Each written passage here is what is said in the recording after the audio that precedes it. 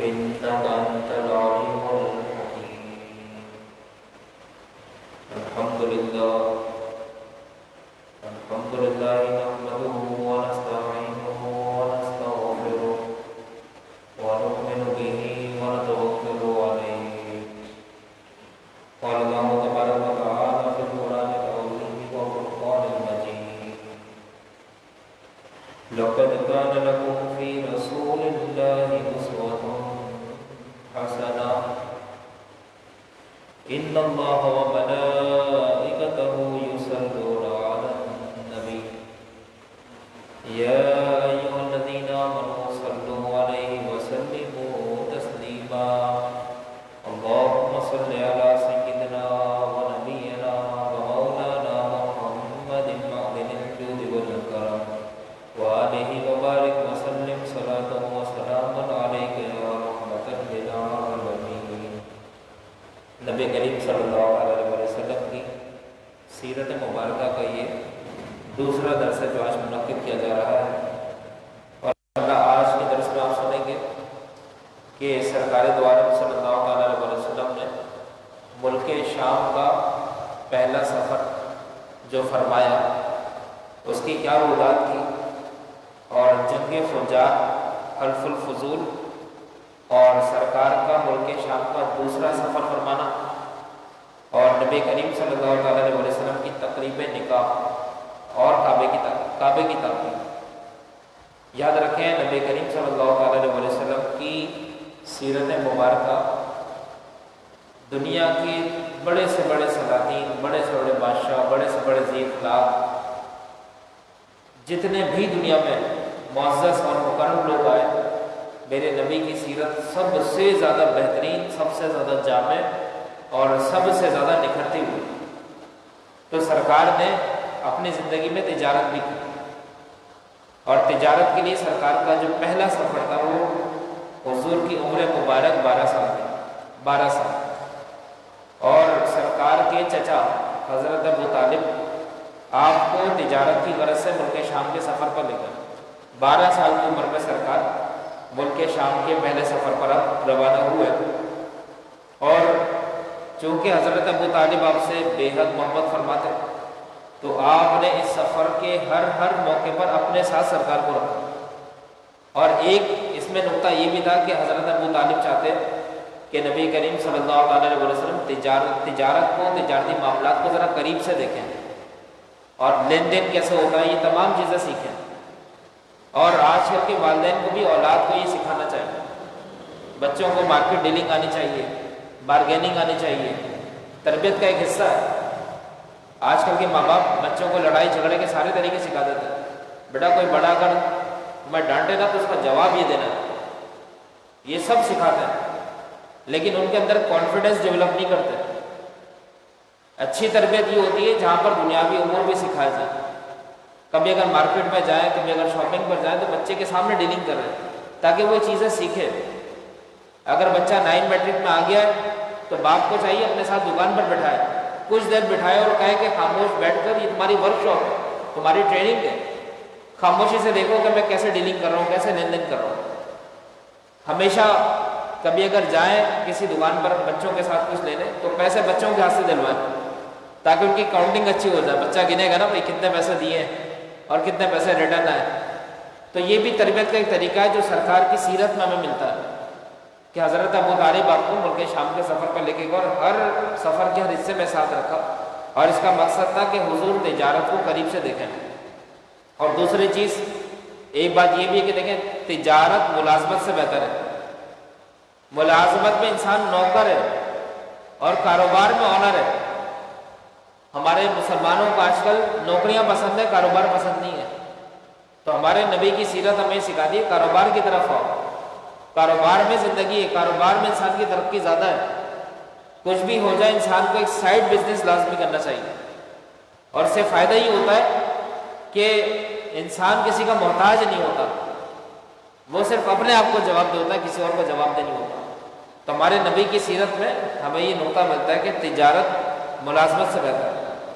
تو سرکار دو عالم صلی اللہ علیہ وسلم اعلان نبوت سے قبل 3 بار تجارتی سفر پر گئے. یہ بھی سماعت فرماؤ.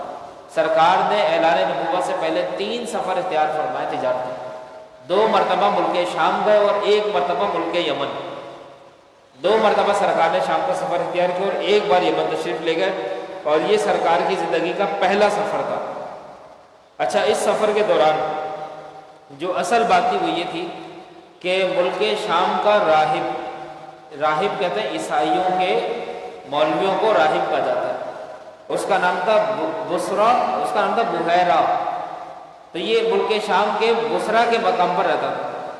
تو سرکار نے اس کے پاس قیام فرمایا، تو اس نے تورات اور انجیل کے اندر آخری نبی کی جو نشانیاں پڑھی تھیں، تو جب اس نے سرکار کو دیکھا تو پہچان گیا، اور یہ تو وہی نشانیاں میں دیکھ رہا ہوں جو میں نے تورات میں پڑھی ہیں، جو میں نے انجیل میں پڑھی ہیں، تو پہچان گیا اور سمجھ گیا کہ نبی آخر الزماں یہی ہے، سمجھ گیا وہ، اور سرکار سے بڑی عقیدت اور محبت کرنے لگا، اور یہاں تک کہ حضور کے ساتھ جو پورا تجارتی قافلہ گیا تھا سب کو دعوت میں بلا لیا، کہا آپ ہمارے یہاں مہمان ہیں، ہم آپ کی دعوت کرتے ہیں، اور سرکار کے سارے قافلے کو اس نے دعوت میں بلایا، اور حضرت ابو طالب کو الگ سے بلایا اور کہا کہ آپ کے ساتھ جو آپ کے بھتیجے ہیں یہ کوئی عام ہستی نہیں ہے، یہ نبی آخر الزماں صلی اللہ علیہ وسلم ہے، اور میں نے ان کے اندر آخری نبی کی ساری نشانیاں دیکھ لی، اور میں نے یہ دیکھا کہ شجر و حجر ان کو سجدہ کرتے ہیں۔ اب اپنا مشاہدہ بتا رہا ہے، بحیرہ کہہ رہا ہے کہ میں نے دیکھا جہاں سے ہی گزرتے ہیں درخت بھی ان کے سجدے میں گر جاتے ہیں، اور شجر بھی اور حجر بھی، پتھر بھی ان کے سجدے میں گر جاتے ہیں۔ پھر کہنے لگا کہ میں نے دیکھا کہ بادل کا ٹکڑا ان پر سائبان بن جاتا ہے، بادل کا ٹکڑا ان کے ساتھ ساتھ دھوپ میں چلتا رہتا ہے اور وہ ان پر سایہ کرتا ہے۔ اسی طریقے سے ایک نشانی سرکار کی بتائی کہ میں نے غور کرا کہ ان کے دونوں شانوں کے درمیان، دونوں کندھوں کے درمیان مہر نبوت، اور یہ آخری نبی میں ہو سکتی ہے، کسی اور میں نہیں ہو سکتی۔ اس لیے اب اس نے حضرت ابو طالب کو نصیحت کی، اس راہب نے حضرت ابو طالب کو نصیحت کی، کہا کہ تمہارے اور ان کے حق میں یہی بہتر ہوگا ان کو لے کر فوراً چلے جاؤ، کیونکہ ملک شام کے اندر یہود رہتے ہیں، اور یہود جانتے ہیں کہ آخری نبی ان میں نہیں آئیں گے، وہ بنی اسماعیل میں آئیں گے، تو ایسا نہ ہو کہ یہودی ان کو نقصان پہنچائیں یا ان کو شہید کر دیں، آپ ان کو فوراً وہاں سے لے جائیں۔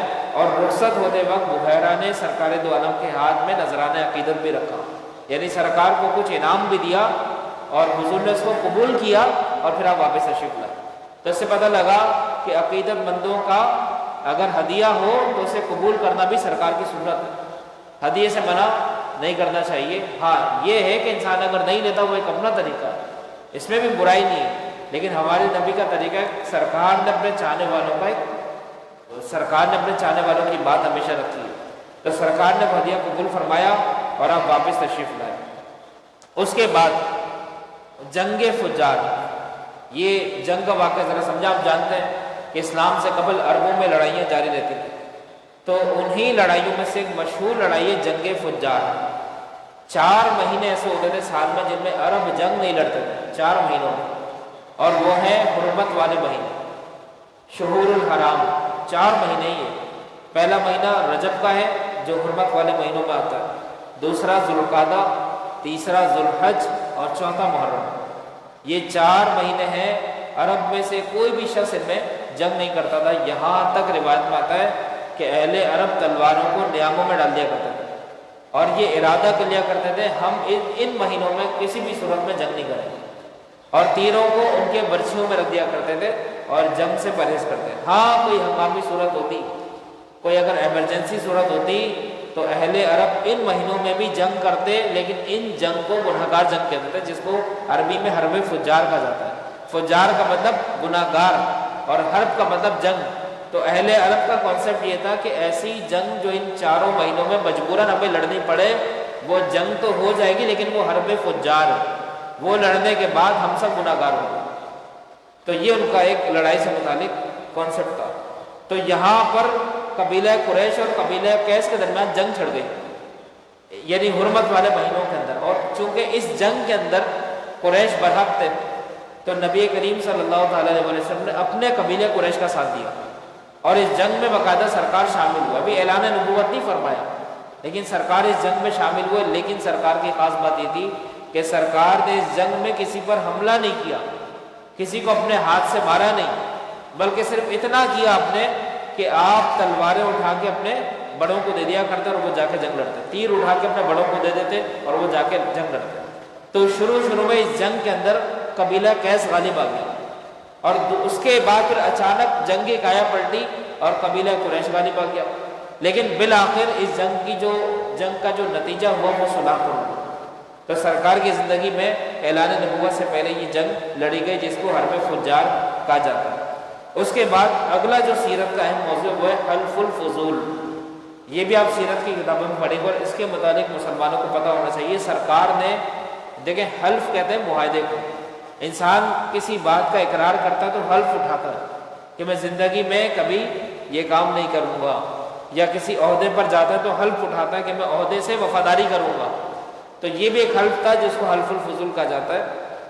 تو روز کی لڑائیوں سے عرب کے سینکڑوں گھرانے برباد ہو گئے، ہر طرف بد امنی، ہر طرف بے راہ روی کی صورت پیدا ہو گئی۔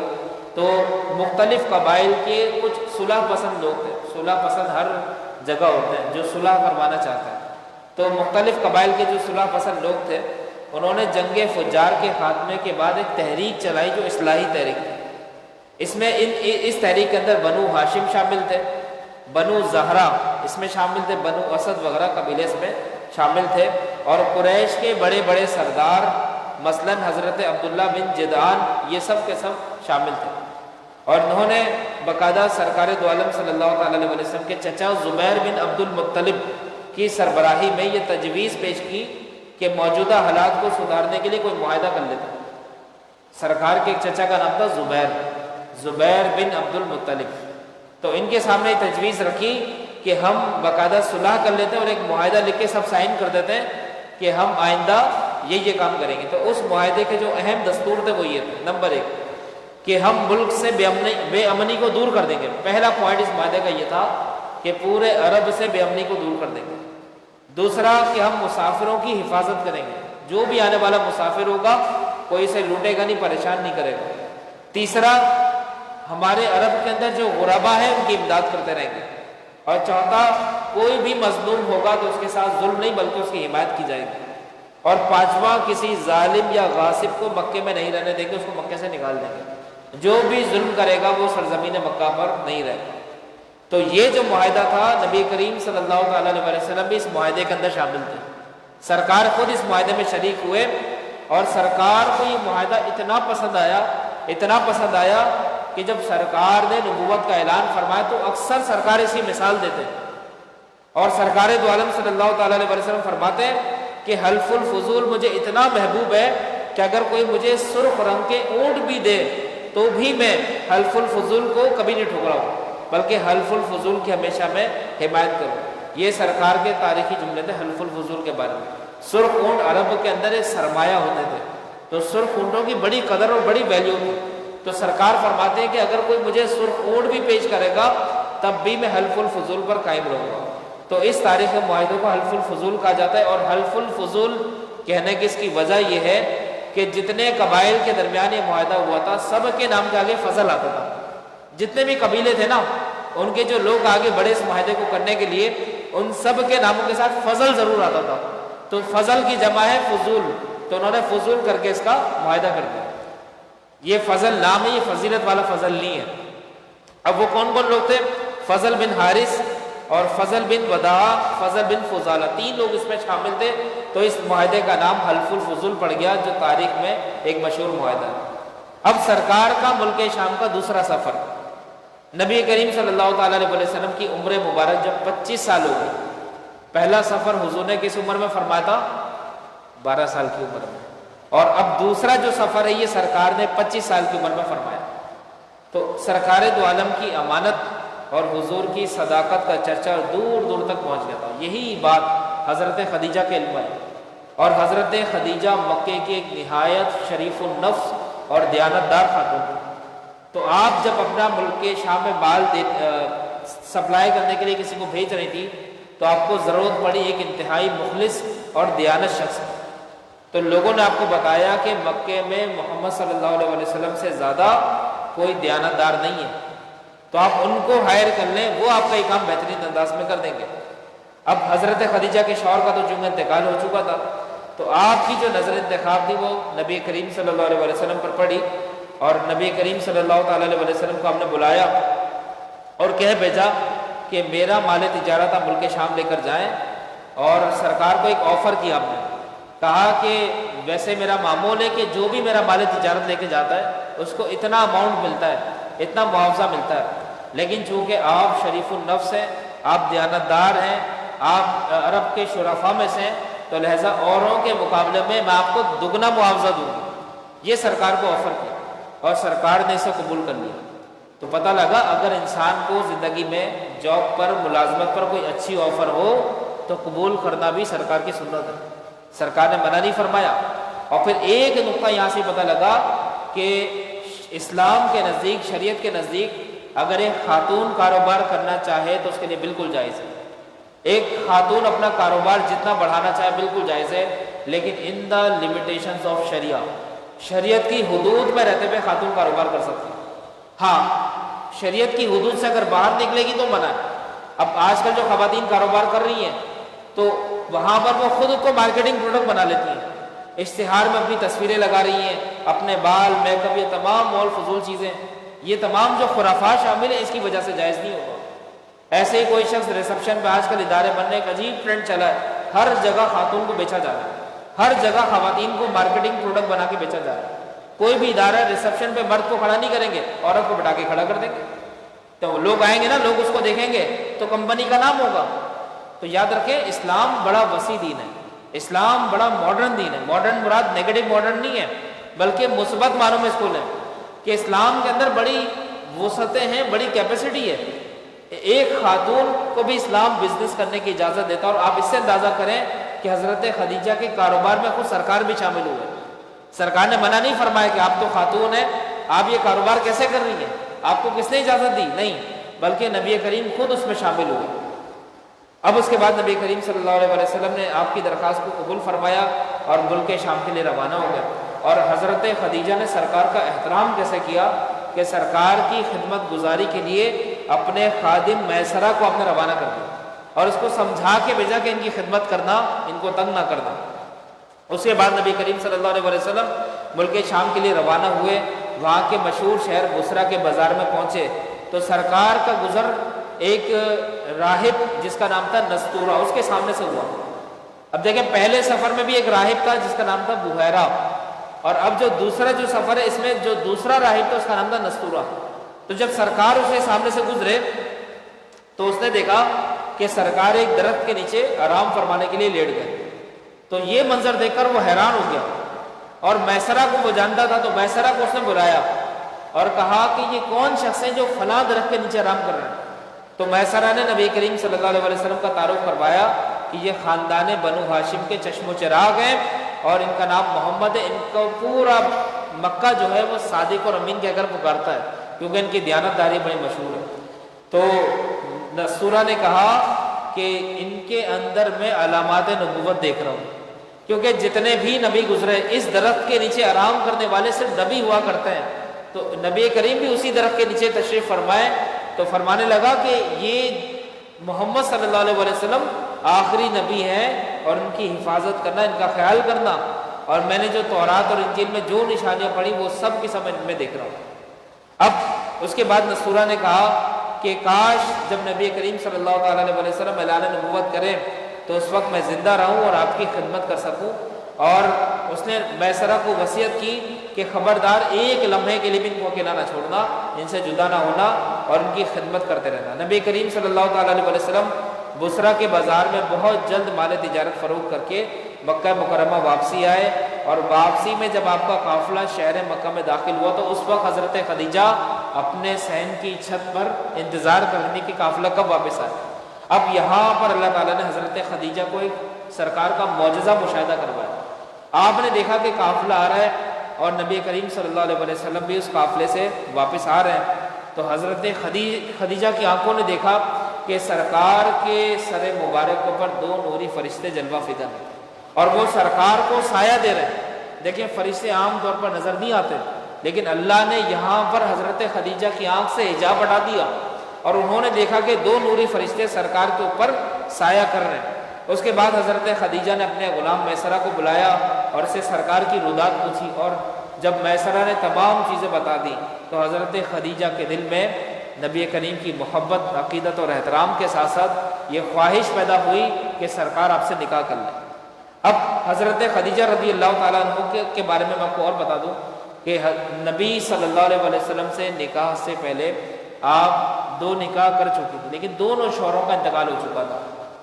آپ کے جو پہلے شوہر تھے ان کا نام تھا ابو حالہ بن زرارہ تمیمی، یہ ان کے پہلے شوہر تھے، اور ان سے 2 بیٹے تھے حضرت خدیجہ کے۔ پہلے کا نام تھا ہند بن ابی حالہ، یہ آپ نے نام اکثر سنا ہوگا، جب جبال مصطفیٰ کا بیان تھا تو اس میں ہند بن ابی حالہ کا نام آ رہا تھا، تو یہ سرکار کے سوتیلے بیٹے تھے، ہند بن ابی حالہ، اور حضرت خدیجہ کے بیٹے تھے، اور دوسرے تھے حالہ بن ابی حالہ۔ ان کا انتقال ہوا تو پھر حضرت خدیجہ کا دوسرا نکاح عتیق بن عابد مخزومی کے ساتھ ہوا، عتیق بن عابد مخزومی، اور ان سے بھی آپ کے 2 بیٹے ہوئے جن کا نام تھا عبداللہ بن عتیق اور دوسرے کا نام تھا ہند بن عتیق۔ اب جب حضرت خدیجہ رضی اللہ تعالیٰ عنہ کے دوسرے شوہر کا انتقال ہوا تو عرب کے بڑے بڑے دیانتداروں نے، تاجروں نے، مالداروں نے آپ سے نکاح کی خواہش ظاہر کی، آپ کے لیے رشتہ بھیجا، لیکن آپ نے کسی کا رشتہ منظور نہیں کیا اور کہا کہ اب میری عمر 40 سال ہو گئی، اب میں زندگی اکیلے گزارنا چاہتی ہوں، کسی سے نکاح نہیں کروں گا۔ لیکن جب سرکار دو عالم صلی اللہ علیہ وسلم کے پیغمبرانہ اخلاق آپ نے دیکھے تو آپ نے اپنا ارادہ بدل لیا، اور سرکار دو عالم صلی اللہ علیہ وسلم کی پھوپھی کو آپ نے بلایا جن کا نام تھا حضرت صفیہ، یہ سرکار کی پھوپھی ہیں، اور حضرت صفیہ حضرت خدیجہ کے بھائی کی منکوحہ تھیں۔ حضرت خدیجہ کے جو بھائی تھے ان کا نام تھا عوام بن خویلد، تو حضرت صفیہ ان کے نکاح میں تھی، اور گویا کہ حضرت صفیہ آپ کی بھابھی تھی، تو آپ نے حضرت صفیہ کو بلایا جو آپ کی بھابھی اور سرکار کی پھپھو تھی، اور ان کے ذریعے سرکار دو عالم صلی اللہ علیہ وسلم کے حالات جاننے کی کوشش کی، اور پھر اپنی سہیلی نفیسہ بنت امیہ کے ذریعے حضرت خدیجہ نے نبی کریم کو پیغام نکاح بھیجا۔ اب دیکھیں پیغام نکاح بھیجنے کا انداز کتنا خوبصورت ہے، ڈائریکٹ بات نہیں کی۔ آج کل تو ہمارے ایک عجیب ہی ٹرینڈ ہے، سب کے ہاتھ میں فون، موبائل، واٹس اپ، کیا لڑکے کیا لڑکیاں، ایک عجیب ہی ماڈرن زمانہ آ گیا، ڈائریکٹ نکاح کی باتیں ہو رہی ہیں۔ حالانکہ ہمارا ایک اسلامک کلچر ہے، ثقافت ہے، کیا دیکھیں پسند کی شادی کرنا گناہ نہیں ہے، بالکل جائز ہے، کوئی اگر پسند کرتا ہے بالکل جائز ہے، لیکن پسند کی شادی کو پائے تکمیل تک پہنچانے کا طریقہ مہذب ہونا چاہیے اور ہماری ثقافت سے میچ ہونا چاہیے۔ یہ کوئی یہاں پہ ہم انگریزوں کا نظام لے کے نہیں بیٹھے کہ ڈائریکٹ کورٹ میں جا کے میرج کر لی، شادی کر لی، یہ نہیں ہونا چاہیے۔ اب اس واقعے سے ذرا آپ اندازہ کریں کہ حضرت خدیجہ کا طریقہ کتنا پیارا تھا، آپ نے بڑوں کو انوالو کرا، اپنے جاننے والوں کو انوالو کرا، اور اپنی سہیلی کے ذریعے باقاعدہ پیغام نکاح بھیجا۔ اور سرکار کا طریقہ کتنا خوبصورت ہے، سرکار دو عالم صلی اللہ علیہ وسلم کے پاس جب یہ پیغام آیا تو سرکار نے فرمایا کہ میں اپنے بڑوں کی رضامندی کے بغیر یہ فیصلہ نہیں کر سکتا، اور سرکار کے بڑے کون تھے؟ حضرت ابو طالب۔ تو سرکار دو عالم صلی اللہ علیہ وسلم نے حضرت ابو طالب کو اس معاملے میں انوالو کرا، تو انہوں نے اس رشتے کو منظور کیا، اور پھر سرکار دو عالم صلی اللہ علیہ وسلم کے نکاح کی تاریخ طے ہوئی، اور سرکار اپنی بارات میں حضرت ابو طالب، حضرت حمزہ، امیر حمزہ اور دیگر رشتہ داروں کو لے کر آپ باقاعدہ اپنے نکاح کے لیے تشریف لے گئے، اور ادھر حضرت خدیجہ رضی اللہ تعالیٰ عنہ کے مکان پر آپ کا نکاح ہوا، اور اس نکاح کے وقت حضرت ابو طالب نے نہایت فصیح اور بلیغ انداز میں خطبہ دیا۔ اچھا، پہلے 2 خطبے ہوتے تھے، ایک لڑکے والوں کی طرف سے بھی قاضی ہوتا تھا اور ایک لڑکی والوں کی طرف سے بھی قاضی ہوتا تھا۔ تو ہمارے یہاں ایک شیعہ مکتبہ فکر میں آج تک یہ بات ہے، ان کے یہاں دونوں طرف سے قاضی ہوتا ہے، لڑکے والوں کی طرف سے بھی ہوتا ہے، لڑکی والوں کی طرف سے بھی ہوتا ہے۔ تو حضرت ابو طالب سرکار کی طرف سے تھے، اور یہاں سرکار کا جو خطبہ نکاح ہے حضرت ابو طالب نے پڑھا، اور پہلے خطبے میں یہ بات ہوتی تھی کہ جس کا نکاح پڑھا جا رہا ہے اس کی تعریف کی جاتی تھی، اس کا تعارف کروایا جاتا تھا، اور اپنے قبیلے کی بڑائی بیان کی جاتی تھی۔ تو پہلے لڑکے والوں کی طرف سے نکاح خطبہ ہوتا تھا، اس کے بعد پھر لڑکی والوں کی طرف سے ہوتا تھا۔ تو جب حضرت ابو طالب خطبہ نکاح پڑھ چکے تو اس کے بعد حضرت خدیجہ رضی اللہ تعالیٰ عنہ کی طرف سے ورقہ بن نوفل کھڑے ہوئے، پھر انہوں نے خطبہ پڑھا، پھر انہوں نے حضرت خدیجہ کی تعریف کی اور اپنے خاندان کی تعریف کی۔ تو یہ مبارک نکاح جو ہے اس طریقے سے منعقد ہوا۔ تو حضرت خدیجہ رضی اللہ تعالیٰ عنہ جب سرکار کے نکاح میں آئیں تو اس کے بعد آپ 15 سال تک سرکار کے نکاح میں رہیں، اور نبی کریم کے جتنی بھی اولادیں ہوئیں سوائے حضرت ابراہیم کے وہ حضرت خدیجہ سے ہوئیں۔ نبی کریم صلی اللہ تعالیٰ علیہ وسلم کے نکاح میں آنے کی حضرت خدیجہ نے خود اپنی زبان سے جو وجہ بتائی وہ یہ تھی کہ یا رسول اللہ، آپ کا حسن اخلاق اور آپ کی سیرت، آپ کا کردار مجھے اس بات پر مجبور کر گیا کہ میں آپ سے نکاح کروں۔ یہ سرکار دو عالم صلی اللہ علیہ وسلم کے نکاح کی پوری رودا تھی۔ اب دو ٹاپک اور ہی مختصر سے ہیں، اس کو ذرا سمجھ لیں۔ نبی کریم کا نکاح ہو گیا، آپ صلی اللہ علیہ وسلم کی راست بازی اور امانت اور دیانت کی بدولت خدا بند عالم نے آپ کو مقبول خلائق بنا دیا۔ سرکار سب جگہ مقبول ہوئے اور بڑے بڑے سردار آپ کا احترام کرنے لگے۔ تو نبی کریم صلی اللہ تعالیٰ علیہ وسلم کے دور میں بیت اللہ شریف کو تھوڑا سا نقصان ہوا۔ وہ اس طرح ہوا کہ بیت اللہ جس جگہ موجود تھا، کعبۃ اللہ شریف، یہ وادیوں کے درمیان میں تھا۔ تو جب شدید بارشیں ہوتی تو سارا پانی بہہ کر کعبے کی طرف آ جاتا تھا اور اس کی دیواریں خراب ہو جاتی۔ تو یہاں پر بھی ایسا ہی ہوا کہ سیلاب آ گیا اور کعبے کی جو عمارت تھی بالکل منہدم ہو گئی۔ یہ واقعہ سرکار کے نکاح کے بعد ہوا۔ تو کعبے کی عمارت بالکل منہدم ہو گئی اور حضرت ابراہیم اور حضرت اسماعیل علیہ السلام کا بنایا ہوا کعبہ بہت پرانا ہو چکا تھا اور اس کے بعد اس میں مزید خراشیں آتی رہی، یہاں تک کہ عمارت منہدم ہو گئی۔ اب یہ بات طے ہوئی کہ خانہ کعبہ کی تعمیر نو کی جائے۔ تو جب تعمیر نو ہو گئی خانہ کعبہ کی، تو حجر اسود کو نصب کرنے کے معاملے میں عرب کے سرداروں کا جھگڑا ہوا اور ہر سردار چاہتا تھا کہ حجر اسود ہم اپنے ہاتھوں سے نصب کریں، لیکن بات اتنی آگے بڑھ گئی کہ یہاں تک کہ جنگ کے اوپر بات ہونے لگ گئی کہ باقاعدہ جنگ ہو گئی۔ اور پہلے کے دور میں یہ رواج تھا کہ جو جنگ کا ارادہ کر لیتا وہ ایک پیالے کے اندر خون بھرتا تھا، خون، اور خون بھرنے کے بعد اپنی اپنی انگلیاں ڈبو کر اس کو چاٹ لیا کرتے تھے کہ اب جنگ کے علاوہ کوئی حل نہیں، ہم جنگ کریں گے۔ تو یہ معاملہ اتنا بڑھ گیا، اب جنگ ہو جاتی، لیکن جو صلح پسند حضرات تھے انہوں نے ایک فیصلہ کیا، انہوں نے کہا دیکھو جنگ نہیں کرو، اس کا ایک فیصلہ یہ کر لیتے ہیں کہ حجر اسود کا فیصلہ اس شخص سے کرواؤ جو مکے کی مشرق کی جانب سے صبح سویرے سب سے پہلے آئے۔ یہ انہوں نے طے کر لیا کہ جو بھی شخص صبح سویرے مشرق کی جانب سے آئے گا اس سے فیصلہ کروا لینا کہ مسئلہ حل کیسے ہوگا، اور وہ جو فیصلہ کرے گا وہ ہم سب نے ماننا ہے۔ تو اتفاق سے صبح سویرے سب جمع ہو گئے۔ تو دیکھا یہ گیا کہ مشرق کی جانب سے سب سے پہلے جو ہستی نمودار ہوئے وہ میرے آقا تاجدار کونین صلی اللہ علیہ وسلم تھے۔ سب نے سرکار کو دیکھ کے سبحان اللہ کہا اور بڑی خوشی کا اظہار کیا، کیونکہ سب جانتے تھے کہ یہ انصاف پسند ہے، کسی کے ساتھ زیادتی نہیں کریں گے۔ اب سرکار کی ذہانت دیکھیں، جب سرکار کے ہاتھ میں فیصلہ آیا اور یہ فیصلہ ایسا تھا کہ اس فیصلے پر جنگ موقوف تھی، جنگوں کا معاملہ ہوا تھا، کوئی آسان فیصلہ نہیں تھا۔ تو سرکار دو عالم نے فیصلہ کیا کہ ایسا کرتے ہیں کہ حجر اسود کو ایک چادر میں رکھو، اس پتھر کو ایک چادر میں رکھو، اور جتنے قبیلے جھگڑ لیں کہ ہم اٹھائیں گے تو ہر قبیلے کا ایک ایک فرد آگے بڑھے اور وہ چادر کو اٹھا لے، مسئلہ ہی حل ہو جائے گا۔ حجر اسود کو چادر میں رکھے اور ایک ایک قبیلہ ہاتھ سے اٹھا لے۔ تو سرکار نے اپنے دستے مبارک سے وہ پتھر اٹھایا اور اس کو ایک چادر میں رکھا، اور جتنے قبائل جھگڑ لیتے فرمایا سب اپنے اپنے ہاتھ اس چادر پہ رکھ دیں اور اس کو اٹھا لیں تاکہ یہ نصب سب کے ہاتھوں سے ہو جائے اور کوئی جھگڑا ہی باقی نہ رہے۔ تو سب نے اس کو اٹھایا۔ اب جب نصب کرنے کا وقت آیا تو سرکار کی ذہانت دیکھیں، سرکار نے اپنے ہاتھ میں وہ حجر اسود لیا اور اس کو اپنے ہاتھوں سے نصب کر دیا، اور قبیلے بھی خوش ہو گئے کہ اس کو اٹھانے کا اعزاز ہمیں مل گیا۔ تو سرکار کے اس فیصلے سے ایک بہت بڑی جنگ جس پر لوگوں نے خون کی قسمیں کھائی ہوئی تھی، اس جنگ کا فیصلہ ہو گیا۔ تو یہ تھا کعبے کی تعمیر نو کی بات۔ اور دوسرا جو آخری ٹاپک ہے آج کا، بس یہ سمجھ لیں کہ خانہ کعبہ کتنی بار تعمیر ہوا، یہ ذرا ایک علمی بات ہے۔ تو امام جلال الدین سیوطی رحمۃ اللہ علیہ فرماتے ہیں، ان کی کتاب آتی ہے تاریخ مکہ، اس میں فرماتے ہیں کہ سب سے پہلے جو کعبے کی تعمیر ہوئی وہ بیت المعمور جو آسمانی قبلہ ہے اس کے سامنے زمین پر خانہ کعبہ کی تعمیر سب سے پہلے فرشتوں نے کی۔ تو کعبے کو سب سے پہلے بنانے والے فرشتے ہیں، امام جلال الدین سیوطی رحمۃ اللہ علیہ فرماتے ہیں۔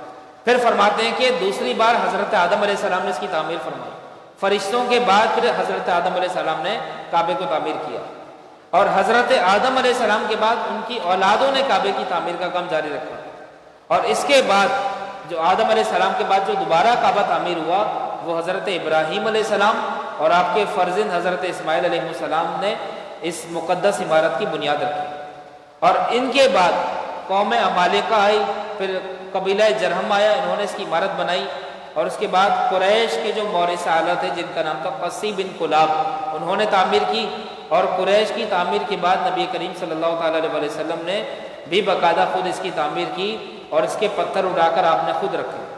اور فرماتے ہیں کہ حضرت عبداللہ بن زبیر رضی اللہ تعالیٰ عنہ نے اپنے دور خلافت میں حضور صلی اللہ علیہ وسلم کے تجویز کردہ نقشے کے مطابق کعبے کو تعمیر کیا۔ حضرت عبداللہ بن زبیر صحابی رسول ہیں، تو ان کو سرکار نے جو نقشہ دیا تھا کعبے کو ایسے تعمیر کرنا، انہوں نے ایسے ہی اس کو تعمیر کرا، یعنی حتیم کی زمین کو کعبے میں داخل کر دیا۔ پہلے یہ حتیم جو تھا نا، یہ میں نے آپ کو جو واقعہ بھی سنایا، تو چونکہ کعبے کی جو حدود تھی، جو باؤنڈری تھی، وہ ذرا کم پڑ گئی کیونکہ میٹیریل کم پڑ گیا تھا۔ تو حتیم پہلے کعبے کے اندر تھا، تو میٹیریل کم پڑنے کی وجہ سے جب یہ قریش نے جو تعمیر کی، اس میں حتیم باہر آ گیا تھا کعبے سے، اور لوگ وہاں پہ نماز پڑھتے تھے۔ تو سرکار نے حضرت عبداللہ بن زبیر کو کہا کہ اب کعبے کی تعمیر ایسے کرنا کہ حتیم کعبے کے اندر چلا جائے۔ تو انہوں نے اس کو ایسا ہی کیا کہ حتیم جو ہے وہ کعبے کے اندر چلا گیا، اور دروازہ سطح زمین کے برابر نیچا رکھا، اور ایک دروازہ مشرق کی جانب اور ایک دروازہ مغرب کی جانب، ابھی بھی حتیم کھلا ہوا ہے۔ اس کے بعد عبد الملک بن مروان اموی کے ظالم گورنر حجاج بن یوسف نے حضرت عبداللہ بن زبیر کے نقشے کو شہید کر دیا، یعنی جو نقشہ حضرت عبداللہ بن زبیر نے بنایا تھا سرکار کے گائیڈنس کے مطابق، اس کو حجاج بن یوسف جو ظالم بادشاہ تھا لیکن قرآن پاک پر آراب اسی نے لگوایا، اور حضرت کہتے تھے یہ جتنا بھی ظالم بادشاہ تھا لیکن ایک نیکی ایسی کر گیا کہ ہو سکتا ہے اس کی مغفرت ہو جائے اس کی وجہ سے، وہ نیکی ہے قرآن پر آراب لگوانا۔ تو حجاج بن یوسف نے یہ زیر زبر پیش قرآن پاک پر لگوایا تاکہ ہم لوگوں کو آسانی ہو جائے۔ تو حجاج بن یوسف نے وہ شہید کر دیا، اور ان کے پھر اس کے بعد زمانہ جاہلیت کے نقشے کے مطابق کعبے کو تعمیر کیا، جو آج تک موجود ہے۔ یہ جو کعبے کا جو نقشہ ہے یہ اس دور کا ہے جو دور جاہلیت تھا، اور یہ حجاج بن یوسف نے دوبارہ تعمیر کروایا۔ تو یہ تعمیر کعبہ کے متعلق میں نے چند حقائق آپ کو بتایا۔ انشاءاللہ بقیہ جو بیان ہے وہ اس کا سلسلہ کل چلے گا۔ اللہ تعالیٰ سے دعا ہے اللہ تعالیٰ ہمیں عمل کی توفیق عطا فرمائے۔